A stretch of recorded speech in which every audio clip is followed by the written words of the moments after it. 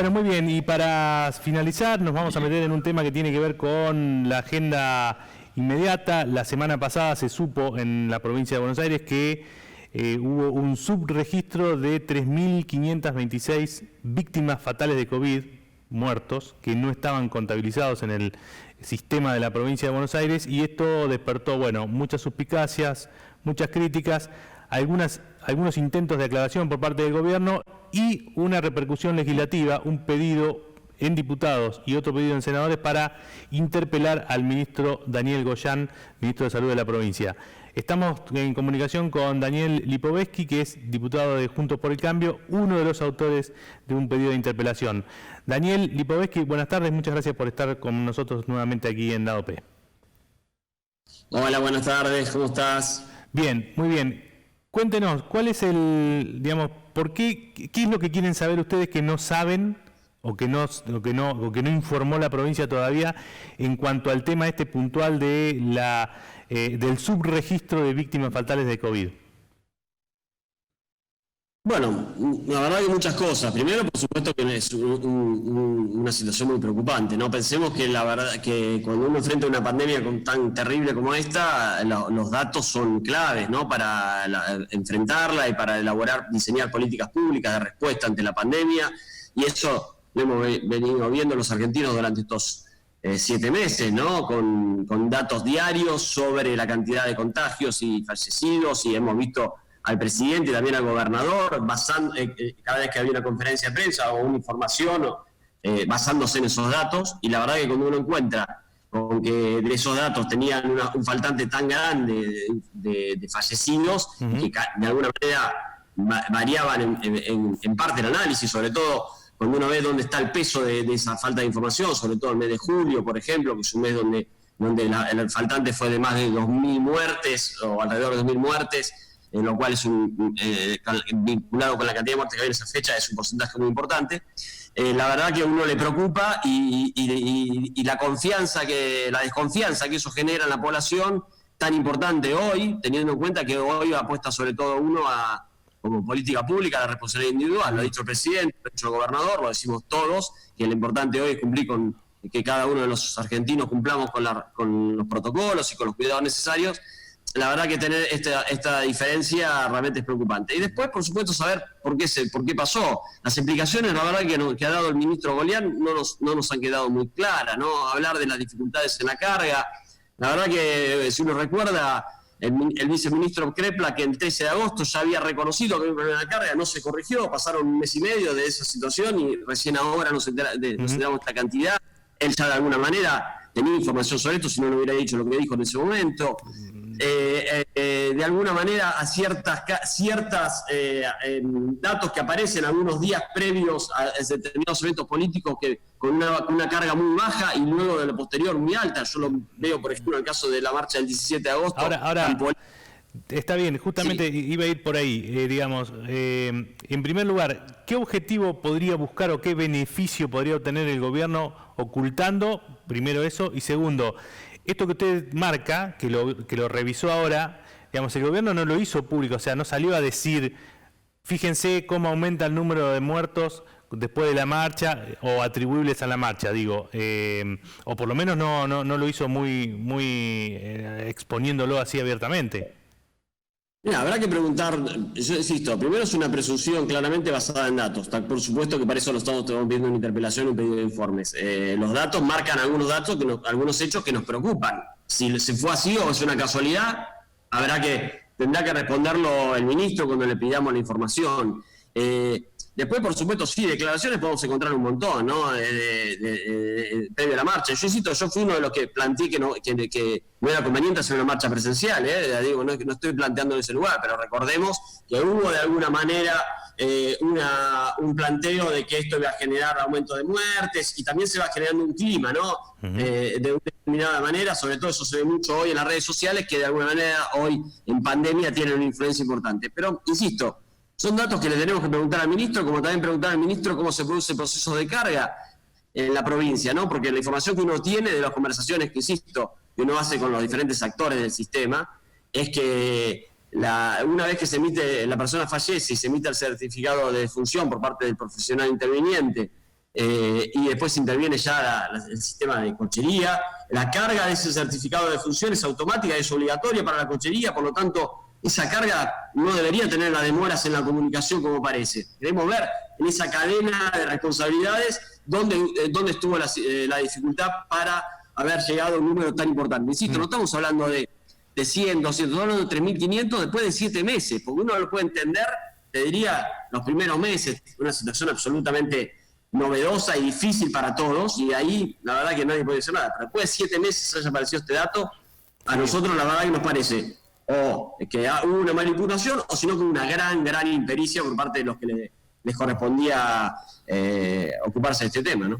Ayer hubo una reacción bastante fuerte desde el punto de vista de las declaraciones por parte de Carlos Bianco, el jefe de gabinete, que trató de miserables y oportunistas las presentaciones como las que usted ha firmado. Así que, bueno, digamos, no tengo más que dejarle el espacio para que responda. Ya, yo te diría que el jefe de gabinete debería preocuparse. Él es el jefe de gabinete de ministros, por lo tanto, los ministros y los funcionarios dependen de él, más allá de después depender del gobernador. Me parece que él se debería ocupar más de lo que hay de su ministro, ¿no? Recordémosle que el ministro Goyán en mayo hablaba de la responsabilidad de la ciudad de Buenos Aires, tratando de quitar el foco, mientras ya en ese momento había 300 muertos menos cargados en el sistema. Me parece que si hay alguien que trató de hacer política con este tema fue justamente su ministro de Salud. Entonces me parece que debería poner el foco en eso. Lo mismo con el ministro Berni, ¿no? Que hace declaraciones totalmente fuera de consonancia con el resto de lo que hace el gobierno nacional. Me parece que debería ocuparse más de esos temas y no poner el eje en la oposición, que claramente estos 7 meses nadie puede negar que hemos sido una oposición muy responsable en la legislatura. Hemos acompañado mucho los instrumentos que el gobernador nos solicitó para enfrentar la pandemia y hemos mostrado una gran responsabilidad. Pero por supuesto, cuando pasan estas cosas, no hay que poner el eje afuera, sino mirar lo que te está pasando dentro del gobierno, ¿no? Uh-huh. Y cuando usted habla de oposición responsable, digamos, también ahí Creplac hablaba de algunos sectores que promovían más aperturas y más aperturas. ¿Usted está dentro de ese sector, digamos, de los que promovía más aperturas, por lo menos para algunos distritos o algunas áreas de la provincia de Buenos Aires? ¿Se siente aludido por este sector, cuando se menciona este sector supuestamente irresponsable? A mí me parece que plantear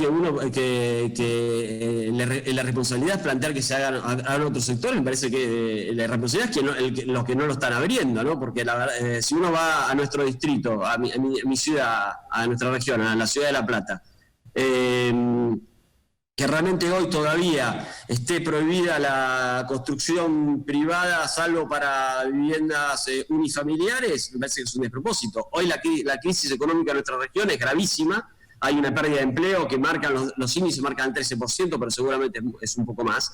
Y realmente la construcción sería una actividad que tranquilamente se podría hacer. Lo han hecho las asociaciones planteando incluso ante el gobernador un protocolo estricto, sin usar el transporte público. Se podría haber habilitado sin lugar a dudas, y el gobernador y también, por supuesto, su gabinete está muy encerrado en calle 6 y no sale en la calle para lo que está pasando. Con solamente salir del canal de acá y recorrer las calles de nuestra ciudad se va a encontrar con que hay muchísima actividad y gente que de alguna manera no puede cumplir con una normativa que de alguna manera se ha agotado. Entonces, cuando la normativa no se cumple masivamente, es que lo que no funciona no es la gente que no lo cumple, sino la norma que está mal. Uh-huh. Hoy en La Plata todavía rige una norma del gobernador que prohíbe que nuestros chicos puedan salir a la calle a una hora de esparcimiento en un fin de semana. Es un verdadero despropósito. Hay que pensar en otros instrumentos. Y es el que se cierra en eso y no toma ninguna medida innovadora, y no el que dice, che, mirá, esto no da para más, busquemos otras alternativas. Bueno, es que vamos. ¿Usted cree que digamos que lo mantiene solamente para pulsear políticamente? O sea, lo utiliza como una forma de a ver quién tiene mayor fuerza, si los intendentes que plantean aperturas o el gobierno que mantiene la cerrazón, digamos, o las restricciones? No, yo creo que el error, yo lo vengo planteando desde hace muchos meses. El debate no es cuarentena sí, cuarentena no. Yo fui uno de los que acompañé claramente de inicio las medidas que tomó el presidente. Pero por supuesto que hoy tenemos que pensar qué tipo de respuesta le damos a la situación actual. Y claramente está demostrado que una cuarentena como la que venimos planteando y que llega a este nivel con norma vigente, pero la gente no cumple, no es la mejor manera, hay que pensar en otras. Ahora, lo que no podés plantear es que esto es hacer un debate político de esto, porque en el medio está en juego no solamente la salud de la gente, sino también la situación económica y social de muchísima gente que hoy le está pasando realmente muy, muy mal. Entonces me parece que despoliticemos esto y pensemos en cómo hacemos para resolver esta cuestión. Algo que realmente el gobernador y su equipo lo han pensado, porque ni siquiera han tomado lo que el presidente en su momento planteaba, que era trabajar todos juntos. Nosotros la verdad que hemos planteado un montón de veces armar mesas de trabajo junto al Poder Legislativo para pensar en soluciones para los bonaerenses y claramente no lo vimos. Y acabamos de ser testigos o de enterarnos hace pocos días de que el gobernador no le va a dar fondos a Tandil porque el intendente resolvió el fondo para turismo o cultura porque piensa de manera distinta de enfrentar la pandemia que lo que hace el gobernador, la verdad, un despropósito. Intentó quedarse con la República de los Niños o de un proyecto de ley de un senador. Me parece que son cosas que realmente no deberíamos estar ni siquiera discutiéndolas en pandemia, ¿no? Lipovetsky, como para ir cerrando, y ya que lo habíamos convocado para hablar del tema del posible pedido de interpelación, ese pedido suyo, ¿qué recorrido legislativo va a tener? ¿Fechas, plazos? ¿Cómo sigue el proyecto? Bueno, nosotros tenemos convocado una sesión que ha convocado el presidente de la Cámara, el diputado Federico Tervín, para este jueves. Por lo tanto, vamos a plantear en esa sesión el tratamiento sobre tablas del pedido de interpelación para que se apruebe y también los pedidos de informes, incluso que yo he presentado, para que se apruebe, porque creemos que de alguna manera es importante tener al ministro en la Cámara de Diputados respondiendo a las inquietudes de los diputados. Esperemos que lo acepte el oficialismo, sería realmente una buena contribución. La verdad que nosotros pensamos en la interpelación justamente para tener información, y me parece que sería importante. Si es rechazado, bueno, seguramente haremos uso de lo que establece el reglamento, que es poder de alguna manera en el recinto exponer cuáles son nuestras visiones sobre el pedido de interpelación y realmente nuestro no concordar con el rechazo que pueda llegar a hacer el oficialismo. Pero uno aspira que el oficialismo entienda de que en estos momentos es importante tener al ministro Bolián en la Cámara de Diputados. No es cualquier ministro, es el ministro de Salud. Tenemos este problema grave con la pandemia y además con la falta de carga de datos, y por lo tanto me parece que sería importante que el oficialismo acompañe el proyecto pedido por nuestro bloque, ¿no? Diputado Lipovetsky, muchísimas gracias por haber atendido y por haber charlado con nosotros sobre este tema. A vos, abrazo grande y buenas tardes. Muy bien, ahí estaba entonces diputado de Juntos por el Cambio. Uno de los temas de esta semana, también lo queríamos traer aquí para debatirlo, para charlarlo con ustedes, el pedido de interpelación al ministro de Salud por el desfasaje en los números de víctimas del COVID. Con esto cerramos, nos volvemos a encontrar el próximo martes. Muchísimas gracias, como siempre, muy amable por su atención.